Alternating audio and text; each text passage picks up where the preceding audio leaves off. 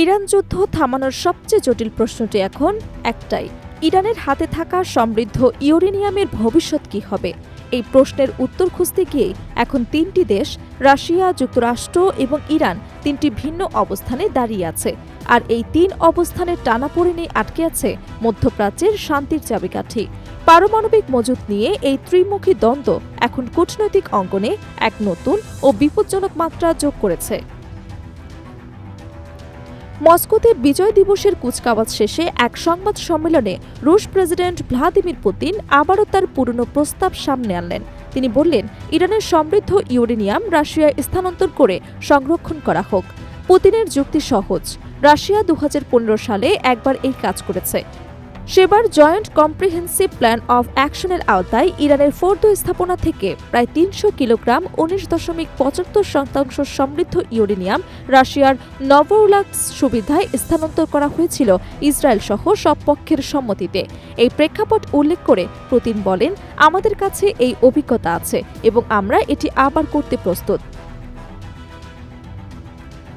Iran পারমাণবিক বিষয়ে মস্কোকে বিশ্বাস করে এবং সেটা কারণ ছাড়া নয়। তিনি আরও বলেন, রাশিয়া কখনো তার চুক্তি ভঙ্গ করেননি এবং এই প্রক্রিয়া আন্তর্জাতিক পরমাণু শক্তি সংস্থার তত্ত্বাবধানে হবে। বর্তমানে ইরানের হাতে রয়েছে প্রায় 440 কিলোগ্রাম 60% সমৃদ্ধ ইউরেনিয়াম, যার একটি অংশ ইস্পাহান পারমাণবিক প্রযুক্তি কেন্দ্রের ভূগর্ভস্থ টানেলে সংরক্ষিত। বিশেষজ্ঞদের মতে এই পরিমাণ ইউরেনিয়াম মাত্র কয়েক সপ্তাহের মধ্যেই অস্ত্রমানে উন্নতি করা সম্ভব এবং এটি দিয়ে 10টিরও বেশি পারমাণবিক বোমা তৈরি করা যাবে। এই কারণে ইরানের পারমাণবিক মজুত নিয়ন্ত্রণ করা যুক্তরাষ্ট্র এবং ইসরায়েলের যুদ্ধের অন্যতম প্রধান লক্ষ্য হয়ে উঠেছে। গত 28 ফেব্রুয়ারি অপারেশন এপিক ফিউরি শুরুর পর থেকে মার্কিন ইসরায়েলি হামলায় ইরানের 80 থেকে 95% পারমাণবিক অবকাঠামো ধ্বংস হয়ে গেছে, কিন্তু মজুদ ইউরেনিয়ামের নিয়ন্ত্রণ এখনও পুরোপুরি নিশ্চিত হয়নি। পুতিনের এই প্রস্তাবে সাড়া দেননি ট্রাম্প।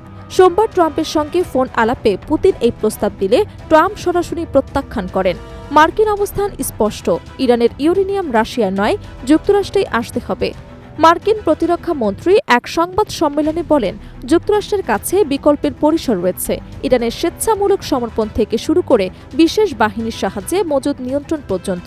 তবে ট্রাম্প নিজে স্বীকার করেছেন, এই মুহূর্তে এটি তার প্রধান অগ্রাধিকার নয়। তবে একটি বিষয় স্পষ্ট, ইরানের পারমাণবিক মজুদ রাশিয়ার কাছে যাক, এটি ওয়াশিংটন কোনোভাবেই মানবে না। এই টানাপোড়েনে নতুন মোড় এসেছে সর্বশেষ একটি তথ্যে। সৌদি সম্প্রচার মাধ্যমের দাবি, পাকিস্তানের মাধ্যমে যুক্তরাষ্ট্রের কাছে পাঠানো সর্বশেষ ইরানি শান্তি প্রস্তাবে তেহরান নিজেই রাশিয়ায় ইউরেনিয়াম হস্তান্তরের সম্ভাবনার দরজা খুলে দিয়েছে। তবে শর্ত হল, এর বিনিময়ে মার্কিন অবরোধ প্রত্যাহার করতে হবে এবং জব্দ করা ইরানি সম্পদ ফেরত দিতে হবে। যুক্তরাষ্ট্র অবশ্য এই প্রস্তাবকে অপর্যাপ্ত বলে উড়িয়ে দিয়েছে।